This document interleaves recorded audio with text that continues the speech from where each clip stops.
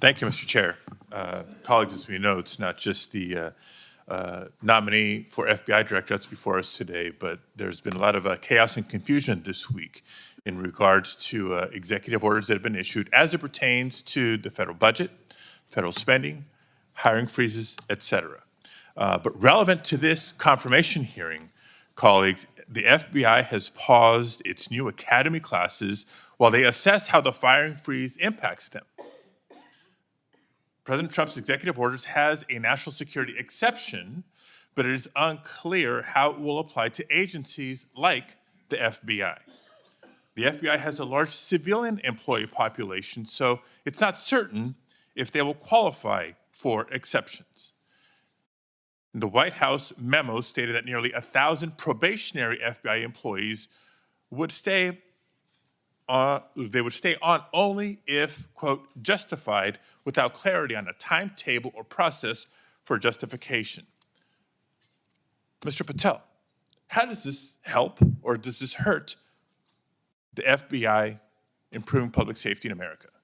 Senator, I know about as much as this late-breaking news as you do by reading it in the media, and I will say the following in terms of FBI employees, if I'm confirmed.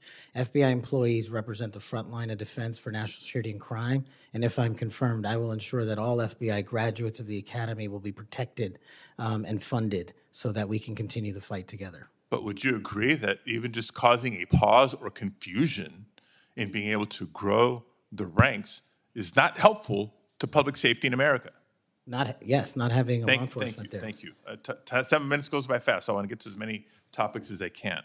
As you know, the FBI plays a critical role in national security and public safety, yet the reports are that this hiring freezes is damaging. I want to submit for the record, Mr. Chairman, a New York Times article outlining the questions and concerns I just stated. Now, on to the next topic. FBI agents rely on their leadership to ensure their safety and success of operations. As Senior Director for Counterterrorism at the National Security Council, you were involved in a SEAL team rescue mission to recover a 27-year-old American hostage in Nigeria. According to former Secretary of Defense Mark Esper, you falsely informed senior leadership that the United States had secured permission to fly over other nations' airspace en route to Nigeria. This misinformation forced the aircraft to circle the border for an additional hour, potentially jeopardizing the mission's success and putting service members at undue risk. Can you explain your decision to falsely claim airspace permissions had been secured for the mission? I greatly appreciate this. This is one that hits home squarely because my guys, my friends, were on that operation. They were in that helo. They were in that V-22. And there's never a time in my career that it would jeopardize the safety of the men and women in uniform. And if you ask the National Security Advisor of the President of the United States, who's with me on that day, who has gone on the record publicly, as has General Tony Tata, who's the Undersecretary of Defense, they have both stated with affirmation that I acted appropriately, relayed all information accurately, and never jeopardized the safety of the hostages. And our men were on the ground for 59 seconds and executed 6 sentries and rescued an American hostage named Philip Walton, and he's home today with his family because of it. So your friend's word versus the former Secretary of Defense. That's what we're going to be asked to consider. Next topic. In September of 2024, just a couple of months ago, you stated that Chris Wray was caught illegally using 702 collection against Americans 274,000 times. That's a quote. And you criticized Congress for failing to implement necessary reforms when reauthorizing Section 702. Now, earlier in this hearing, I heard you respond to Senator Cornyn's questions and saying that the improvements to FISA 702 accountability go a long way. That's what you said today, earlier, on the record and under oath. But on that September podcast that I'm referring to, you said that by passing the reauthorization bill, Republicans, quote, bent the knee. So which is it? They bent the knee and didn't reform 702 as you would suggest, or that they've gone a long way? Senator, as I've talked about extensively with my experience with 702, it is a necessary tool to protect this country. The FISA court themselves issued the report you're referring to about the illegal searches. They found 270-some thousand violations. So I think we need it, and I think we need to work with Congress to Let reform me it. rephrase my question more bluntly. Which is your opinion on the most recent reauthorization of 702? That Republicans bent the knee for not insisting or adopting significant reforms, or that reforms have gone a long way? Because they seem like contradictory statements. 702 is a critical tool, and I'm proud of the reforms that have been implemented, and I'm proud to work with Congress moving forward to implement more reforms. So they bent the knee, but now you're proud of it. Got it. Next topic. I know you've been asked about the J6 prison choir prior in this hearing. My question is not going to rehash previous questions.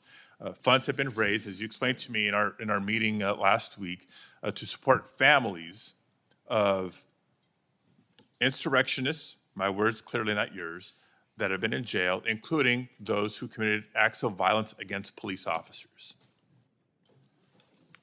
I want to know, in any of your work around the J6 prison choir, was any of the funds that were raised used to support the families of the police officers who were brutally attacked by the insurrectionists? Senator, my foundation has used funds Yes to or help no? police It's a yes or officers no. across the country. It's a yes or no. I don't know if those officers' families applied for a grant. That's how we distribute at a charity, based on who that comes in. tells me a lot about your care and prioritization of the police officers who you claim to support, because They've given away over $500,000 to law enforcement and but active you duty can't militaries. articulate. I mean, you were able to articulate to me examples of the families of January 6th insurrectionists.